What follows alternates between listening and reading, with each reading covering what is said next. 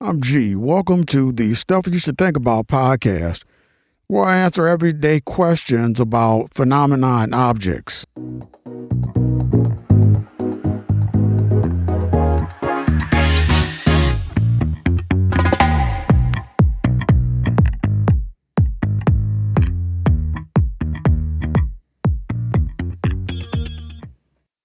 Hey, how's it going?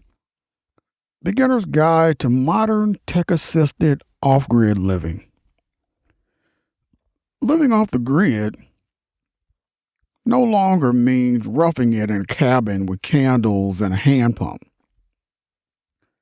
Thanks to affordable solar, advanced batteries, satellite internet like Starlink, and efficient modern appliances, you can enjoy many comforts of a regular home while being largely independent from traditional utilities.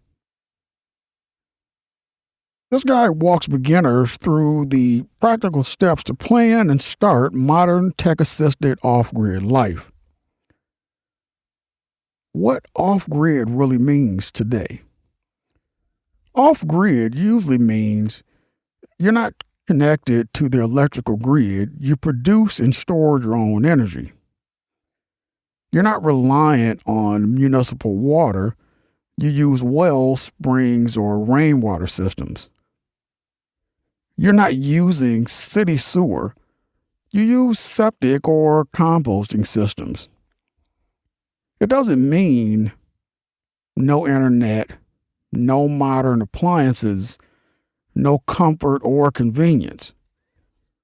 Many modern off grid homes have things like solar power with battery storage, high efficiency heating or cooling, satellite internet, Starlink, HughesNet, etc., smart home devices optimized for low power use.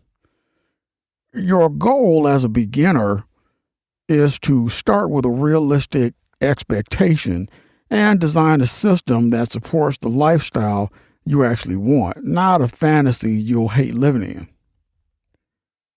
Start with your lifestyle, not with solar panels. Before you buy land, solar panels, or a fancy battery pack, get clear on how you want to live day to day. Ask yourself, how many people will live off grid? Will you work remotely and need reliable internet?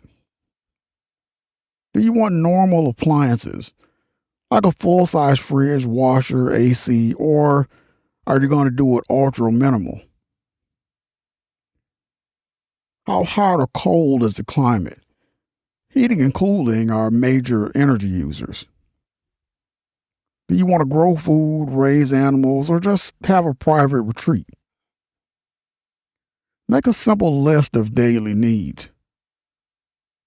For electricity, lights, fridge, internet, devices, tools, pumps, AC heat. For the water, drinking, cooking, showering, laundry, and gardening are basically, the things that you're going to need water for. Waste. Toilets, gray water from sinks, showers, and trash. This list will drive everything else. What land you choose, how big your power system must be, and how much you'll spend. Choosing the right land. You can fix a lot with technology, but you can't move the land, so choose carefully. Key factors you want to evaluate is the sun exposure. You need good southern exposure in the northern hemisphere with minimal shading from tall trees, cliffs, or neighboring buildings. Open fields or south-facing slopes are ideal for solar. Legal access. Make sure the property has legal deeded road access. Don't rely on we've always used this track without it being recorded. Check if roads are passable year-round. Snow, mud, and flooding. Water availability. Is there an existing well, spring, or reliable creek? If not, what's the depth and quality of groundwater in the area? Ask your neighbors, drillers, or local authorities. Is rainwater harvesting allowed and practical where you live? Climate plus regulations. Zoning and building codes. Visit or call the county city planning department before you buy and ask them, can I live here full time? Are tiny homes, cabins, RVs, or manufactured homes allowed? Any minimum square footage rules? Rules for septic systems, composting toilets, and gray water. Any restrictions on solar, wind turbines, or generators? Cell service and internet options. Check cell coverage maps and test a phone on site. For satellite internet, like Starlink, check their coverage map for your location. Start smaller if you're new. For beginners, consider a smaller, affordable parcel with good sun and access. You can expand later. A property where basic utilities are easier. Existing driveway, cleared building site, maybe an old well or septic you can expect or upgrade. This is what the property should include. Power. Designing a practical solar plus battery system. Solar is the background of most modern off-grid homes. You can add a generator, wind, or micro hydro later, but start with a solid solar plus battery setup. Step 1. Calculate your energy needs. Create a basic energy budget. List all major devices, fridge, lights, Wi-Fi router, laptop, pump, TV, AC, mini split, etc. Note their wattage from labels and manuals. Estimate hours of use per day.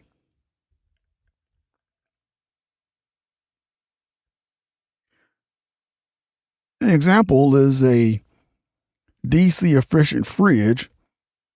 80 watts times 24 hours equals 1,920 watts an hour. Wi-Fi laptop, 60 watts plus 8 hours equals 480 watts an hour. LED lights, 40 watts times 5 hours equals 200 watts an hour. Water pump, 500 watts times 1 hour equals 500 watts an hour. Add them up, that total in kilowatts an hour per day determines how many solar panels and how much battery capacity you need. Step 2, choose system-size panels plus batteries. Very rough beginner guidelines. Light use in a tiny home, weekend cabin. 1 to 2 kilowatts of solar plus 5 to 10 kilowatts an hour of batteries. Full-time small home with efficient appliance. 3 to 6 kilowatts solar plus 10 to 20 kilowatt an hour batteries. Larger family home with AC and laundry.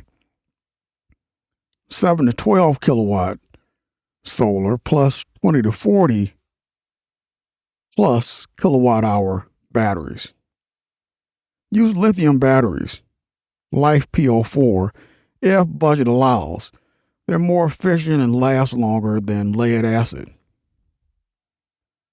Core components. You'll typically need solar panels to convert sunlight to electricity, charge controller. This manages power from the panels to batteries, MPPT preferred, a battery tank to store energy, an inverter This turns battery DC power into standard AC power from your home, a backup generator for long cloudy periods or heavy loads.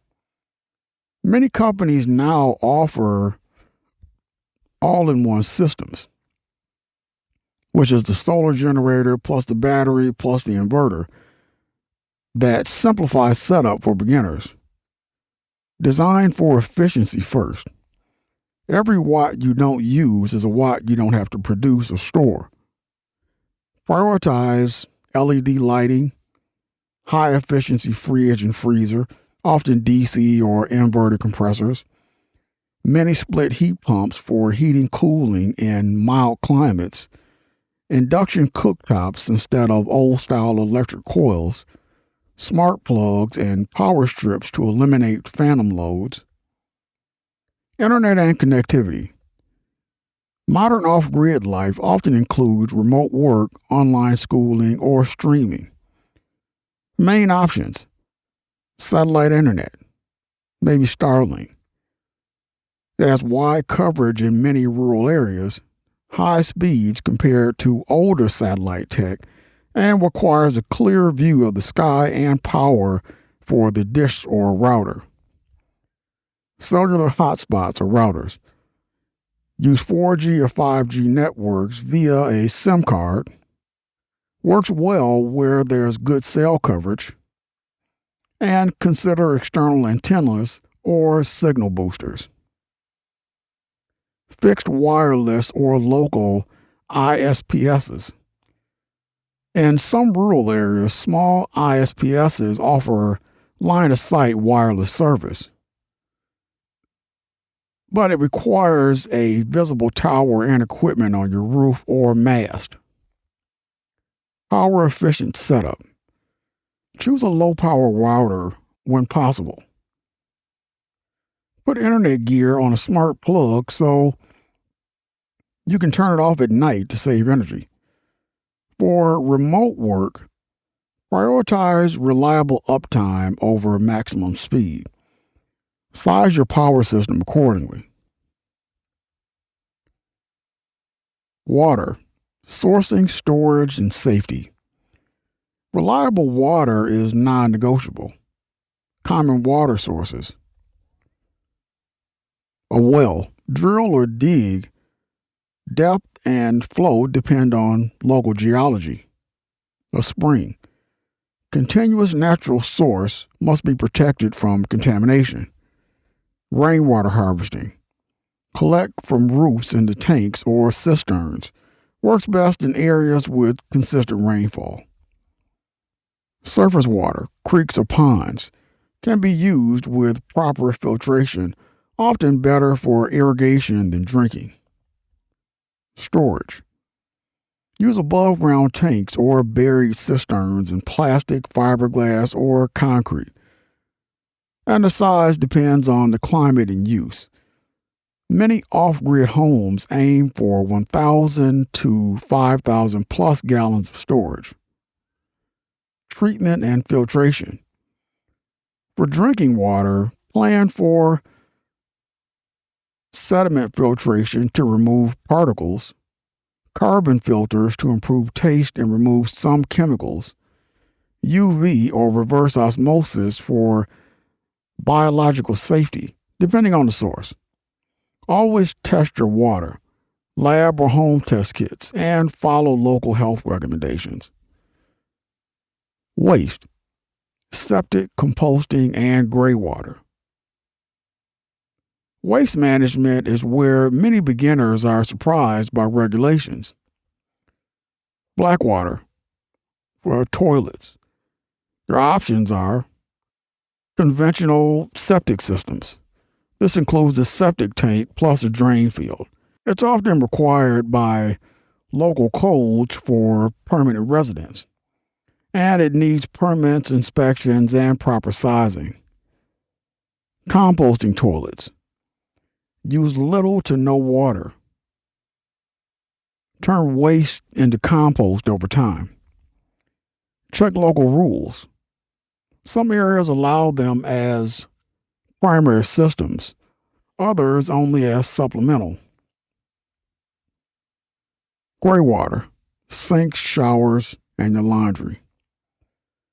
Simple systems can route gray water into drain fields, mulch basins, or subsurface irrigation. Use biodegradable soaps. Many places regulate gray water. Always confirm what's legal before building. Solid waste, trash, and recycling. Plan a routine for recycling trash, hauling, or communal transfer stations. Don't burn plastics or treated materials. It's toxic and often illegal. Housing. Structures that work well off grid. You can live off grid in many types of homes. Key considerations: insulation, efficiency, and code compliance. Popular options: well insulated conventional homes, built to modern energy efficient standards. Tiny homes on wheels. Flexible and movable. Regulations vary widely. Modular or manufactured homes. Faster setup, check local zoning rules. Cabins or small cottages can be built gradually with local materials. Design priorities: high insulation, walls, roof, floor, to reduce heating, cooling needs. Energy efficient windows and doors. Passive solar design, south facing windows for winter sun, shading for the summer. Ventilation, to control moisture and indoor air quality. Budgeting and phasing your build. Going off grid is usually a multi-year project, not a weekend switch. Major cost categories: land purchase and closing cost, access, driveway, culverts, grading, power system, solar, batteries, generator, wiring, water system, well drilling, pumps, tanks, filters, waste system, septic or composting setup, structure, cabin, tiny home, modular, tools, fencing, outbuildings, and ongoing maintenance. Start small, upgrade over time. Many beginners succeed with this sequence. Acquire land with good sun and legal access. Bring in a small solar plus battery kit and a reliable generator. Use a simple shelter at first: RV, van, small cabin, or tiny home. Establish water access. Haul water plus storage at first, then well or rainwater. Install a code compliant septic or approved waste system. Gradually upgrade to a larger, more permanent home and expand power. This phased approach spreads out cost and gives you time to learn what actually works for you. Safety, legalities, and being a good neighbor. Know the law.